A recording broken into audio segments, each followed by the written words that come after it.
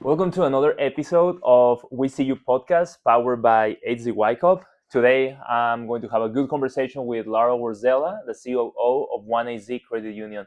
Welcome, Laura. Thanks, Luis. I'm glad to be here. How are you doing today? I'm doing very good. Just came off of a great 4th of July, so busy at the office, so everything's good. Yeah, so for those that are listening, we don't know yet when the episode is going to be launched, so it's going to be probably a couple months from the 4th of July.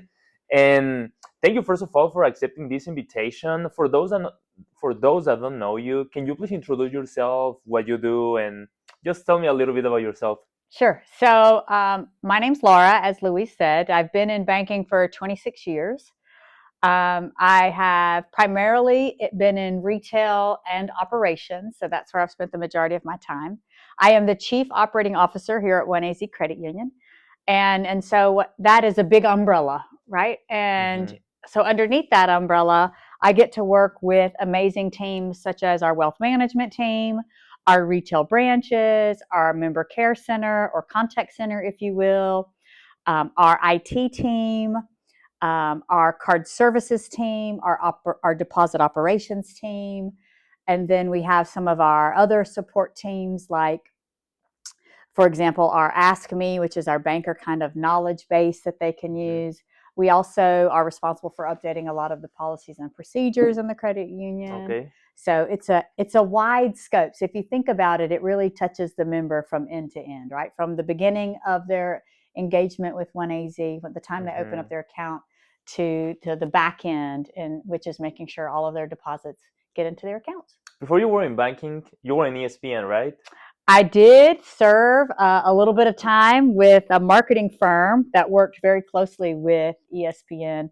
We did the 50 Greatest Athletes that launched back in 1999. Okay. So that was a long time ago. But it was a wonderful opportunity. I got to meet some pretty cool athletes and travel all over the United States, setting up memorabilia.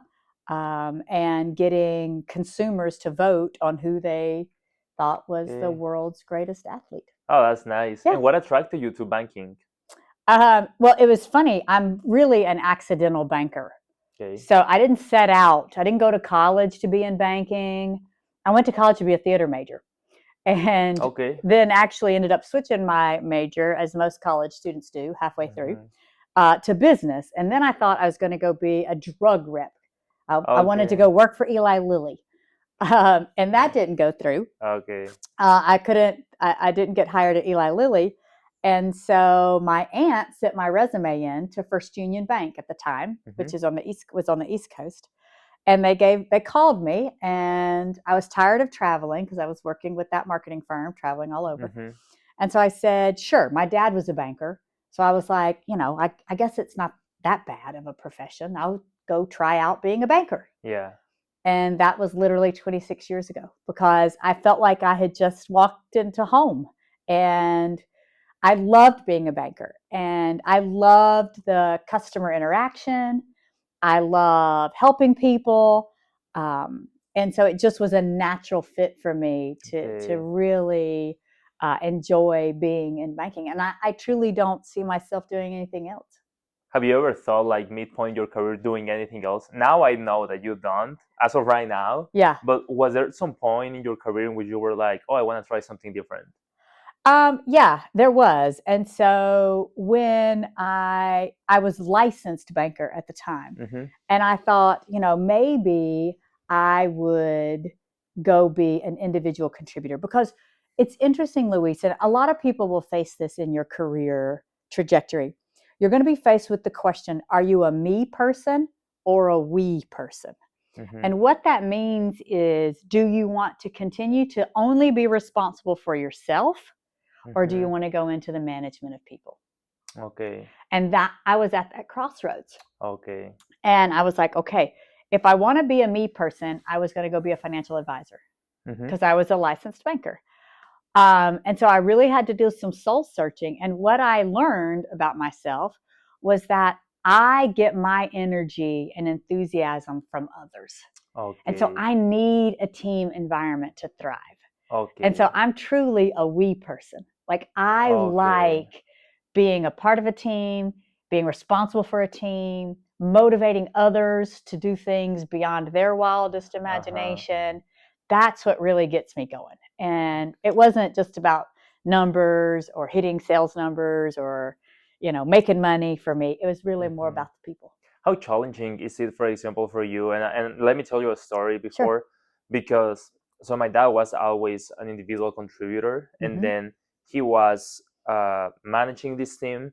However, it was the first time in his career doing this, and it was probably like 10, 12 years ago, if I remember.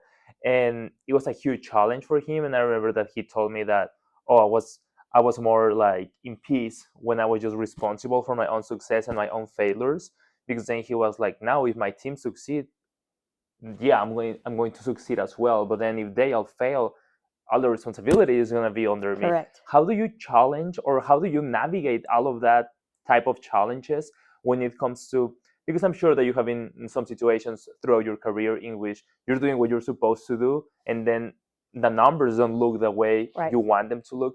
How do you navigate all of that? Yeah, that's a tough one. And for any new leader just coming into leadership, right? Mm-hmm. I would tell you the first thing that you need to do is go either listen to some podcasts or go read some leadership books. Some of my favorite ones are the Stephen Covey Uh-huh. leadership book. Like I still adhere to the emotional bank account Okay. philosophy, to sharpening the saw. I think it's called the 7 Habits of Highly Effective People, Uh-huh. of highly Yes. effective leaders. Uh-huh. So I encourage you to read that. Read the book Good to Great. Mm-hmm. That's a lot about leadership as well, because those are just some of the fundamental things that will help you navigate, especially if you're new as a leader. I believe wholeheartedly no one wakes up in the morning and wants to be unsuccessful at their job. Mm-hmm. Nobody wakes up and says, today, I think I want to be on a performance warning. Yeah. Right? Uh-huh. Everybody wakes up wanting to be successful because we Mm-hmm. have an innate desire within ourselves Mm-hmm. to be accepted, to be validated, to feel seen, to Mm-hmm. feel heard. And I think the challenging part is for a leader to recognize that in someone else, Okay. and to recognize that someone who maybe isn't performing doesn't feel successful or doesn't feel seen or heard, and they've got to take that time to really get to know that person Okay. and understand the intrinsic motivations that that person has, Okay. because it's probably more than just work. It could be Mm-hmm. their family, it could be their children, it could be their mom and dad, because we're motivated by so many outside factors in our Mm-hmm. lives. And so when we come into the to work, the age old saying says, leave your baggage at the door. That's no such thing. Uh-huh. Everybody brings stuff to work. It's what Yeah. motivates us, it's what inspires us, Mm-hmm. but it's also what can cause us to maybe not perform at the level we want to, Okay. or it could cause us to be in environments where maybe we don't feel successful or seen. And as a Uh-huh. leader, we've got to understand that person for who they truly are and what they bring Okay. to the table. And that's a challenge for new and existing Uh-huh. leaders, if they don't take the time to sit down and forget about the numbers, forget about the production, and just focus on the person in front of them. Like, who Okay. are you? Uh-huh. Tell me what motivates you. Tell me about your wife. Tell me about your spouse. Tell me about your partner. Tell me about your dog. And Uh-huh. take the time to ask these questions. That's when you'll really find out who the true people are. What happens, for example, when there are situations that affects the employee emotionally and that affects also the performance? So, for example, if there's a pregnancy, if there's an illness at home, if they themselves have an illness, when someone passes away, how challenging does that Oh, become? Because when I was still a student, I had to go through the death of my sister, through the death of my grandparents. So I yeah. remember that was affecting me personally. So I'm sure that throughout your whole career, you have seen that in other people, and you Yes. have probably Yes. experienced it yourself. How challenging does that become, and how do you get to support these type of situations? Yeah. I'll tell you this, Luis. In my career, I've had similar things happen to me. Mm-hmm. And the best leaders that I've had in my career always gave me grace. And Okay. I think that's something we have to remember as we help people, we lead people, we've got to give people grace. Not everybody is going to be at 100% 100% of the time. Uh-huh. But where people will remember you and will want to show up for you as a leader is when they know that you'll give them the grace and you won't hold things against them. And so Mm-hmm. in my career, where I've had some things happen to me, I've gone to my leader. We've built a plan together. Like, here, I'm going to Mm-hmm. need to take this time off for my personal reasons, but here's what I can do, and here's what I'm going to do in place of that to get ready for that. Okay. And so I think it's having a little bit of accountability yourself, Yeah. right? Mm-hmm. So that you don't leave your leader in a lurch, Yeah. but also being transparent with your leader to say, I need this for me so that Mm-hmm. I can come back stronger. Okay. And then the leader has to then say, I value Luis or Laura enough to give them grace to go do this. Okay. Right? Mm-hmm. And to reassure you to say, you don't have to worry, Laura. Don't worry. We're going to be just fine. Go take Mm-hmm. care of your mom. Go take care of your dad. Go take care of yourself. Okay. We've got a good plan in place. We'll make this work.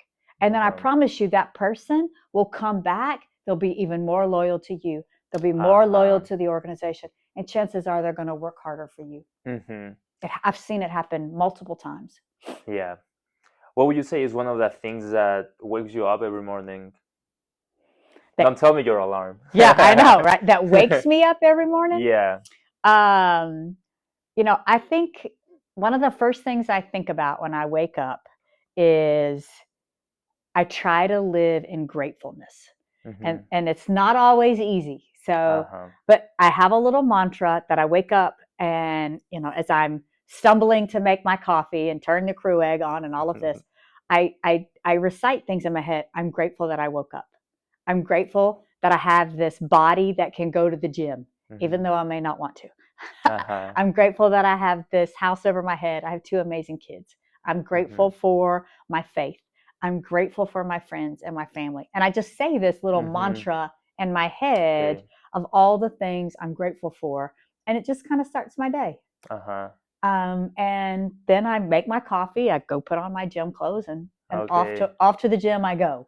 But Okay. that's what wakes me up in the morning. I read the other day something that said that, let's say that you're having a tough day, even if you smile like in a fake way, something happens like at a 100%. neurological level that then you somehow start feeling better, right? You do. So I want to ask you this question because since I've known you for like a year ish ago, you always show up like with a lot of energy, always with a smile. What happens in your mind when you're having an actual tough or challenging day in your mind for still be able to have the same type of energy?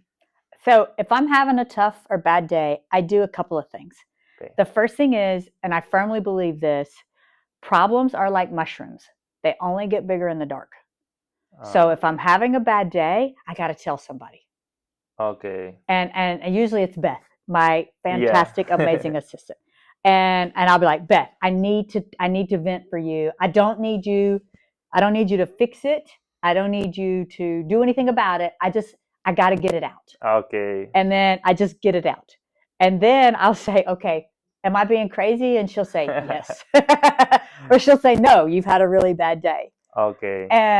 But just by vocalizing it and not keeping it so bottled up Uh-huh. inside, it airs it. It's no Mm-hmm. longer just my problem. It's out there in the universe, so to speak, and I can Yeah. kind of manage it. Uh-huh. The other thing that I do is I love to write it down. If that doesn't help me and I'm still having a bad day, I'll write down everything that's really bad, Okay. and then I'll reread it. And it's really not that bad. Okay. You know what Okay. I'm saying, Yeah. Louis? Yeah. It kind of puts it in perspective because our brains Mm-hmm. tend to spin up on things Yeah. and it spins out on things. And that's where we can overreact. We get, oh my gosh, it's the end of the world that I spilt coffee on Uh-huh. my pants on the way to work. Okay. And when you write that down and then you read it to yourself out loud, you're like, really? Is that really the worst thing that could happen to you? Okay. And so I think you need people in your life like a Beth that can help you put things into perspective. And if that doesn't work, write it out. And then the third thing is remember all the things you're grateful for. Okay. Right? Because my dear brother said this to me one day, and he said, every prayer should be a prayer of thanks. So, because I am thankful that I woke up this morning. I am thankful that I have a coffee machine at my house, even though I spilled it on my pants and I'm having a bad day, right? And so if you think of life like that, that's what I get my energy from, because it can always be worse. Like in the dinner in Nogales that I threw something in your pants, remember? Yes, exactly. It can always be worse. Yeah. And it's no big deal because, I try to live like that. And I don't always get it right. And there are days when I've walked in and I've bitten off people's heads and I'm surly, I'm grouchy. But if I know that about myself, I'll always circle back and say, hey, I'm sorry. Okay. I'm sorry if I was a little surly this morning. Okay. Or because I think you have to have an awareness of that too. That's true. Right. You have been in both large banks and now in a small credit unions. Yeah. Yep. What would you say is the main difference? Because this is one of the first questions that I asked Tyler, the first guest in this podcast, and we were trying to talk about the differences between banks and credit unions. We both have only worked at a credit union. You have been in leadership positions in both. All of this stuff that we have been talking about today, does it also apply to big banks? Would you say that it's mainly credit unions? Because in the last episode that I was talking to Rob Scott from Copper State, he was sharing that, that's really nice that we're not a charity, but we're also not a huge corporation that we're here only for the money. We're kind of like in the midpoint. Right. I would like to hear your thoughts on that. Yeah, Rob Scott's a great CEO and has done amazing things with Copper State. I don't disagree with Rob. We are in the middle. And because here's the interesting thing, right? A bank is a bank. Bank of America offers checking accounts. We offer checking accounts. Right? Wells Fargo offers savings accounts. We offer savings accounts. So financial institution is a financial institution. Obviously, with credit unions, we are nonprofit, we are member owned, we are cooperative, we have all of that great benefit that the big banks don't have, right? But what I would tell you is the biggest difference for me, and again, big banks I've worked in, credit unions I've worked in, is the local decision. That is huge, Luis. That if I am in Flagstaff and I take an auto loan, I know that the person who's underwriting that loan sits in Phoenix.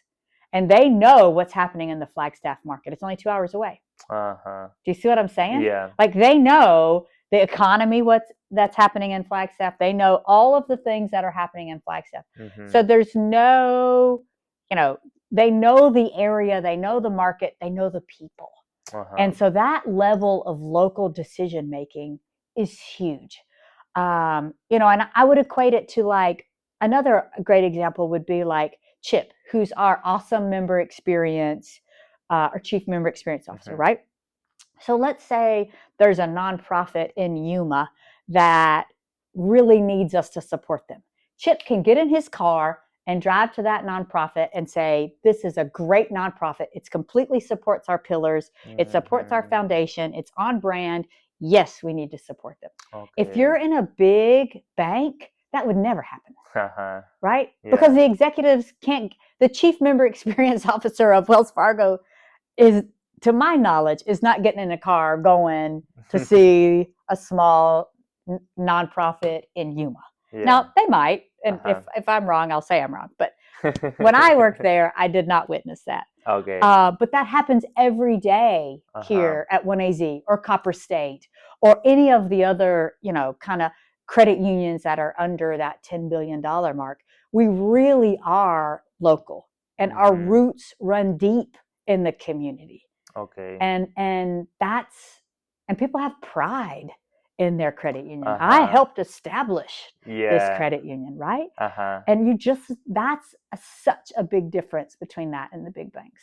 How do you manage? And let me give you some context for this question, because yesterday I was just listening to this podcast. His name is Jorge Lozano H, or H, and he's a public speaker, right? And he talks about love, he talks about relationships, he talks about like personal motivation. He basically is a, I don't know, I just love all the topics that he covers. And he was talking to Emilio, the host of this podcast, I can remember the name, and he was saying that one of the biggest mistakes that he had in his career was not being able to balance work with his relationship, because when he started to become famous, it was at the same time when he was just getting married. I think that was like 2018, 2019. And the anecdote that he was sharing was that when I was on my Instagram and I was seeing like 100 likes or 1,000 followers, and then plus 10,000 followers, and then 100,000 followers, and then I was seeing like, wow, this celebrity follow me, this other celebrity follow me. I was just like, wow, like he couldn't believe it, right? And then he got to a point in which he was just like becoming kind of arrogant when someone was asking him for photos, or when he knew like how popular he was. And then he was about to get divorced, and then he had to reswitch everything because he was putting himself in the middle all the time, because he had never experienced something like that. How that transition from being an individual contributor change your mind, and how did you adapt to that when you then started to have more decision power, like Yeah. in all these upcoming years? So I'll tell you a great book to read. It's called Servant Leadership. Okay. And it's all about not letting the power kind of get to your head, right? Uh-huh. And servant leadership is truly about you're here to serve your team. And I believe in this principle because you are only as good as your team. And so you've got to lift them up and support them. And that's service leadership, because when they are successful, you will be widely successful and they will humble you. A great team will humble you. They will keep you honest. And at the same time, your job is to support them, develop them, and lift them up. Because, you know, in the scenario with your guy, I'm glad he kind of reset his life and figured out his why. And I think that's a lot of the other piece to that puzzle, not just being a servant leader, but what is your why? Why are you doing this? If you're just in it for the money, it's it's gonna be, you will be that arrogant executive that's power hungry or whatever, right? If you're in it just because you want to see your name in lights, then people will pick up on that. People pick up on your true, you know, your, whether you're authentic, you know, and whether you're really genuine. And if you've got a good team, they'll tell you if you're displaying any of those characteristics. Okay. Because I really think the balance comes down to understanding that you are there to serve your team. It's not the, I can't remember who said this. It's one of the famous guys on, I'll think about it and tell it to you. Gary B. He's on LinkedIn a lot. God, I can see his name. But anyway, he said, our job is not to manage the people in our care, but to care for the people. No, anyway, I'll look that up and come back to you. Gosh, I can't remember. I'll put it in the description. Yeah, you put it in the description, and I will go find it. But it talks about that. It talks about our job as leaders is to serve others, and when we think about it like that, then Simon Sinek said it. Okay. And see, I told you it would come to me. Okay. And I'll go find the quote, but it really was impactful to me because it is about He's one of my favorite ones too. He is one of my favorites too. Is about taking care of people in our care. Okay. And I think that's what will keep you humble. What would you recommend to young professionals who don't have that title of leaders yet, but want to become leaders in an organization? So this will sound cheesy. And the audience is young professionals, so that's why. Exactly. Yeah. But I believe we're all called to be leaders. Everybody's called to be leaders. Leaders are not born. They are made. And they're made through the small moments of decision. Okay. And so anybody can be a leader. And the way you show up the way you provide mentorship to others Mm-hmm. in your career, in your church, in your school, just in Y Cup. If you just think about Y Cup alone, you've got a board of directors, Mm-hmm. you've got a leadership group that kind Mm-hmm. of leads that your president, your treasurer, Uh-huh. all of that. But I also saw you had leaders at every table. Yeah. Every table had leaders because there was usually one or two people that kind of stood out as kind of running the table in each one of the tables that I saw. Yeah. So being a leader, you don't have to have a title that Uh-huh. says Laura Worzella, leader of, to be a Uh-huh. leader. You Yeah. just have to show up. You have to care for others. And you have to make sure that when you're in a room, that your responsibility is for everyone at the table to feel seen, heard, and valued. And I Okay. saw it throughout all of Y Cup when I was there doing the Oh, that's good. presentation. There's some wonderful leaders in the Okay. room there. How was it for you personally, that jump between being only yourself or individual contributor to then start leading people? Um, it's always a challenge Mm-hmm. because you come in and you want to be successful and you want to make your mark. And I remember I had a team. It was one of my first teams when I had gotten Mm-hmm. the job, and I was the district manager in Eastern, North Carolina. And I remember, boy, we were going to hit our production numbers. We were charging forward. And I had it was a senior banker at the time, pulled Mm-hmm. me aside. His name was David. And he said, "Boss, you're killing us." And he's like, "I get that you're trying to make a mark on your career, but you can't do it on the backs of others." Uh, And I was like, wow. I mean, thank goodness David had enough courage to come tell me that. uh-huh. And it was an eye opening moment for me because I was like, you're right. Like, I'm sitting here pushing all of this, focusing on all these activities Mm-hmm. and behaviors and let's get the result. Mm-hmm. But I didn't take time to understand the people and what was Uh-huh. motivating them. And that's when I go back to the very first question that you asked me, what makes a great leader? Mm. And once I took time to kind of say to the team, guys, I'm sorry. I'm sorry. I'm sorry that I was so gung ho on here. That I led from a place of fear or a place Okay. of that I wanted to be accepted as a leader because I Uh-huh. had, I had a fear that I wasn't going, what an imposter syndrome, that I Okay. didn't belong here. And so I appreciated David coming to me and we owned that. And then together I said, Mm-hmm. let's do this differently. Tell me what you want in a leader. We wrote it all up on the board. And then I Okay. wrote up what kind of leader I was. And then we just built a Okay. plan together. And it ended up being one of the most successful teams I ever managed, Oh, that's nice. and set me on a trajectory of where I am today. What do you look for when identifying future leaders within an organization? Oh, what do I look for? Uh-huh. They have to have some humility, because they got to be able to laugh. They got to be able to laugh at themselves. They've got to be able to fail, Mm-hmm. um, and even when they do fail, to say, "Gosh, I really screwed that up. I'm sorry. Let me fix it." Okay. That's absolutely key because nobody is perfect. Mm-hmm. There's no such thing as a perfect person. There's no such thing as a perfect leader. Mm-hmm. But if you can have humility, if you can have humbleness, and the ability to connect with people, you'll be a great leader. Okay. How do you balance giving people autonomy while still ensuring accountability?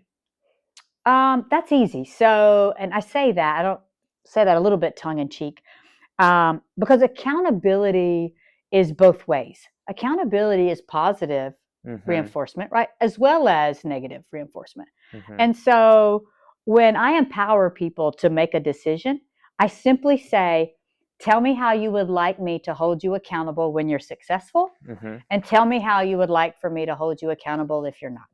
Okay. And let them pick. And you write it down. And then whatever happens, they've given you the game plan for how they want to be Uh-huh. coached. So it's a win-win all the way around. How is it for you, for example? How do you like to be held accountable? or to be held accountable. Yes. So for me, we have a great CEO, Mike Bowden. So I've worked with Mike for a long time. And so he knows, like, I just need to know where I stand. Mm-hmm. That's, for me, the most important thing. So I want to feel like I'm contributing, and I want to feel like I know where I stand. So if I'm not doing something that I said I was going to do, my ask is that you come to me quickly and you come to me honestly. Okay. Don't be passive aggressive.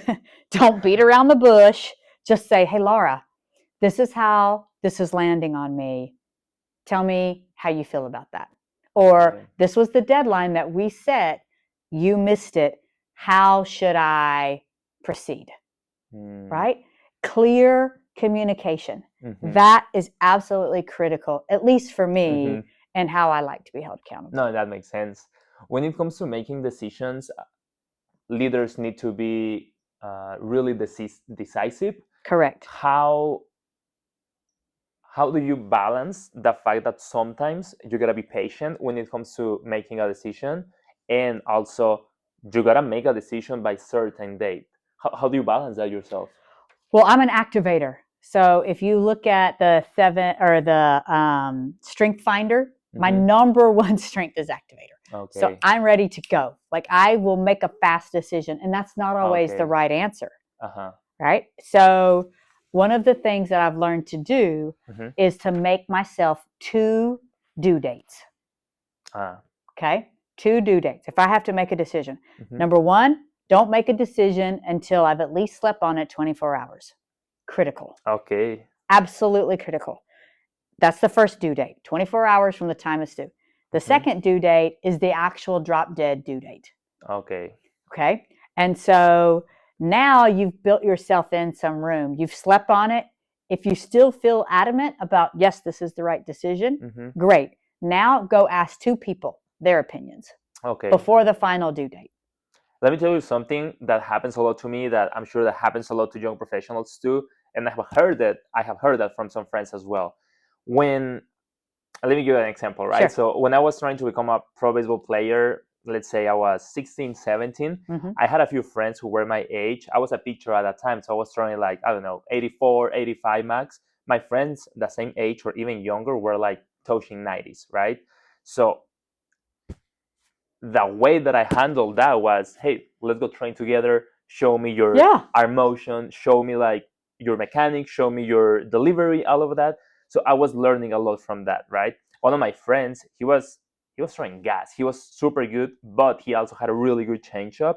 So I remember one evening in Hermosillo, where I'm from, we went to the field and he taught me how to throw a changeup in a really weird way, but it ended up working. We had a fence, and he was on the other side of the fence. I was on this side of the fence. And then I was just grabbing the ball like this. And when I was making the throw, I was trying to touch the tube of the fence. Yeah. Somehow it ended up working, because right after that, the ball was sinking a little bit. And it worked. And then I go to college, and I was looking for my advisors when I needed career advice. So is this the right major? Should I take this certificate? Should this be the good university? Right. And then later, I just keep finding mentors. I just keep trying to hear from others, like people that have more experience than me, before making a decision. Even like the way my wife and I manage our personal finances, I'd like to talk to people who are already doing it in a good way, to see like, hey, should I put more money here? Should I save this? Should I invest this? When is the right time to be like, hey, I have enough knowledge to make this decision now, and not every single decision needs me looking for someone who has more experience than me. Right. Trust your gut a little bit. Yeah, trusting your gut a little bit more. Yeah. And, I would tell you no more than 3. Okay. The rule of 3s. Okay. Right? And so, because if you know, okay, make the decision of, let's just say, finances, right? You want to invest in something, right? Yeah. And you believe, I want to invest in this, okay? Then go ask 3 people and then see what they say, but no more. Okay. Right? And then come back to your decision. And then you have to decide, okay, is my gut instinct, but, do I trust it more than I trust those 3 people? And that's ultimately your decision to make. My guess is you're probably going to be somewhere in the middle. Okay. right? Mm-hmm. Especially around when it comes to investing and things like that, Uh-huh. right? Like I follow all these guys, but sometimes I'm just like, you know what? I want to invest in this. I'm Mm-hmm. passionate about this. I know the critics say don't invest in that, but I'm going to do it. But I don't do it enough to where it's going to break my bank, Yeah, yeah. right? Uh-huh. And sometimes it's paid off and sometimes it hasn't. But the rule Uh-huh. of threes are always a good way. Ask three people, no When you more, no when you need less. to make a decision that is gonna impact the whole organization, do you always hear others' opinion? And let's say that you hear others' opinions, right?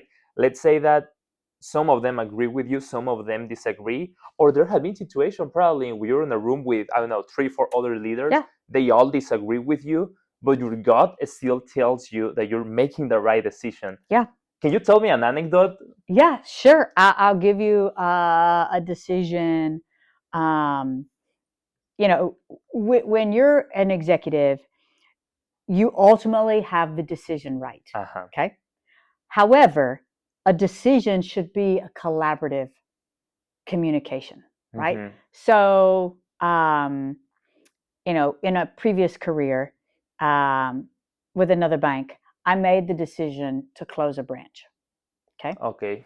And some of the team did not agree with that decision. Okay. So, but what we did is I brought the decision to the executive team. The executive team, everybody weighed in. Half of them said, no, absolutely, that's a terrible idea. Don't close the branch. The other half was supportive. Okay. So my leader at the time was like, Laura, the decision's yours, right? Okay. It's yours to make. And so I weighed all of those, the folks that said no and the folks that said yes, and ultimately made the decision to close the branch. Mm-hmm. And it was the right decision to close the branch for a variety of different reasons in the marketplace. Uh-huh. And I think that's something that, as a leader, you've got to be okay with making the decision. Mm-hmm. And it may be an unpopular Uh-huh. decision, Mm-hmm. right? But it's your decision to make. And that goes back to your accountability. Who's Mm-hmm. going to be accountable if that branch Mm-hmm. should not have been closed? Me. Okay. My boss would have held me accountable. And that's what you have to kind of own, the fact that, and if I had screwed up, then I would have said, I'm sorry, I've screwed up, da da da da, and gone from there. And so when you make decisions like that, it's absolutely okay to weigh in of other people's. Mm-hmm. But ultimately, the only person that's going to be held accountable is you. And you Mm-hmm. have to be responsible for that decision. And Okay. that's where your gut comes in. What's a good rate of success? I mean, I would tell you, I've had some pretty big misses in Yeah. my career, right? And so if you're 80% good, you're in a good place, Okay. right? Maybe an 85. If you're Okay. 85% success rate on your Okay. decisions, you're in a good place. How does it feel for you when you make a decision that you think it was right and then it became a wrong decision and that affected in a negative way other people? Um, well, that's where you have to have the humbleness, right? Uh-huh. You gotta own it, and don't try to, slough it off or be defensive. Uh-huh. You just simply have to say, I screwed up. I screwed up on this. I'm sorry. I mean, I had a situation here recently where I missed a contract due date, Mm. and we got, you know, uh, charged for it because it was my fault. Okay. I didn't plan it well enough. It just got missed. And so it was completely my fault. And Uh-huh. so, I went to our CEO at the time and I was like, this is on me. I'm sorry. Mm-hmm. Um, this is what happened. I had it. It just got missed. Mm-hmm. And now here's the repercussions of it. Okay. And so, luckily, it was not a career ending Yeah. decision. But I think what helped me in that situation Mm-hmm. was owning it, Mm-hmm. not playing the blame game, not Uh-huh. blaming anyone else. And then you fix it, right? Because Mm-hmm. again, it goes back to what I said earlier. There's no such thing as a perfect leader. There's no such Yeah. thing as a perfect person. Mm-hmm. You're going to make mistakes. And being in a leader role empowers you to make those decisions. Uh-huh. And that's why if you're 85% successful in every decision you make, you're doing good, right? Okay, okay. So, yeah. What's the legacy that you would like to leave when you retire? Oh gosh, a legacy. Um, I want to leave a legacy of people appreciating other people for who they are, not just what they can contribute. Okay. And so, I have that quote that hangs in my office from Mm-hmm. Maya Angelou that says, people will forget what you said, people will forget what you did, but people will never forget how you made them feel. Mm-hmm. And so, if I retired tomorrow, I would want people to say, gosh, I really enjoyed working with Laura. She made me feel like I could do anything in this world, that anything was Okay. possible. And I will consider that a wonderful career. As you have been growing in banking in different roles, position, Yeah. leadership, at some point, did you create some type of milestones that you wanted to achieve Yeah, before retiring? I did. Can you tell me about them and which Well, ones you have accomplished and which ones you still yeah. want to accomplish? My first one was that you'll laugh. But I was probably 14 years old or 15 years old. This is my Okay. very first milestone I ever set for myself. Okay. And I was shopping with my mom, and we were back to school. And we were just an average family. Mm-hmm. And I wanted these Jordache jeans, and Okay. they were expensive. I don't even know that they make Jordache jeans now. I don't I'm know. dating myself, but they were very expensive. And my mom was like, I can't afford these. And I threw a fit in the store, Louisa. I'm so embarrassed. Threw a fit. I want these jeans. I'm not going to be cool if I don't have these jeans. And she's like, sweetheart, I can't buy you these jeans. I'm not going to buy you these jeans. And I said, you just wait. You just wait. When I graduate college, I'm going to make $100,000 a year, and I'm going to buy whatever pair of jeans I want. And my mom said, all right, I'm going to write that down. That's your first goal in life, sweetheart. Okay. So I hit that goal, and I called my mom the first time I hit it. And I told her about it, and we laughed about it, and really spent some time together chuckling over how I got there. Okay. But that was my very first goal. The second goal was that I set for myself was I wanted to manage managers. Okay. So and a reason I did that is because I had managed individual contributors, Mm-hmm. but then I was like, you know what? How cool would it be to take my leadership philosophy and to teach other leaders? Uh-huh. Right? And so I really wanted to manage leaders. And then I was able to do that when I went to California and became a retail banking director. Okay. And that was amazing. Okay. And then the third goal was I wanted to be able to manage all of operations. Mm-hmm. And so I was able to accomplish that goal when I had almost 2,000 people reporting to me Okay. when I was in Colorado. Okay. And that was very cool. That was very I cool. think you So told me an anecdote about it one time when you probably, were in Colorado. You had like 2,000 people below yeah, you. it was a Uh-huh. big one. It was a big, big organization, Yeah. Colorado. So, and so I really enjoyed that. And then the last one, the last goal, and I think this has probably been the one that has kind of stuck with me the most, was to be a role model for my two children.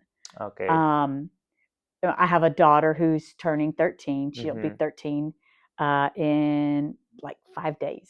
Okay. And I have a son who will turn 12 in August. And especially for my daughter, it's really important for me that she sees that as a young woman, you can have it all. You can have a career, Mm-hmm. you can have a family, Mm-hmm. and you can still be a great mom, Mm-hmm. right? And I want my son to see, strong women rule the world, Mm-hmm. and it's okay, and that's a great thing, and you should, want to marry a strong woman, and you should encourage other women to have a seat at the table and put their voice in Mhm. the room, and be a supportive male, to helping women, break through the glass ceiling, so to speak. And so, um, if I can do that before I retire, that's probably my most important goal. I remember you shared that in the executive roundtable with AZ Wyckoff Yeah, because I was in your table at some point, yeah, and I remember yeah. you saying that. Couple more questions because we Sure. finished this episode. When you're in a team, when you were managing different managers in that point of your career, how do you handle the different types of personalities in your team to align them all together? Oh, great question. So, I've done this for a couple of times. I did it for my team here at 1AZ. Hmm. So I really adhere to a book called Strength Finders. Okay. And so it allows people to you take up basically a personality test, Hmm. but it gives you your top 5 strengths. And then I chart those all out on a map. And so you can then begin to see who has strength in one area and maybe who doesn't, who has strength in another area, Hmm. right? And then we communicate that out to the whole team. So Okay. everybody knows. So everybody knows, like I said, my number one is activator. So I'm always going to try to push us further. Okay. But where Beth has responsibility. So she's always Uh-huh. going to want to slow me down, Okay. right? Hmm. Chip at the time was significance. So he was always making sure that we always recognized everyone, right? Okay. And so once you understand the people's personality, again, Uh-huh. goes back to what I said earlier, get to know your people. Uh-huh. Then you can begin to show your team how they all work and gel and intermingle together. And Uh-huh. that's how you can create a cohesive team. It's a great book. That's nice. Yeah. Okay, lastly, something that you would like to share with the young professionals and what's exciting you the most about the future of 1AZ and the credit union movement?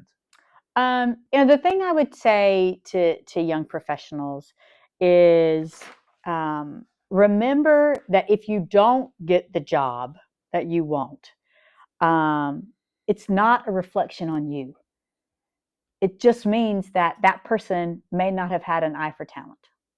Mm, So there's no need to be disappointed in someone else's inability to see your talent. okay. And it's not about, um, getting a yes when you interview for a job Mm-hmm. or whatever, but it's about how you handle a no. Uh-huh. And that's going to be pivotal because you're going to have more no's than yeses Uh-huh. as you interview. And so it's really easy to get down on ourselves and to view our self-worth through the eyes of others. Okay. And it's really important as young professionals that you remember your worth. And someone's inability to see that worth, that's not your problem. That's theirs.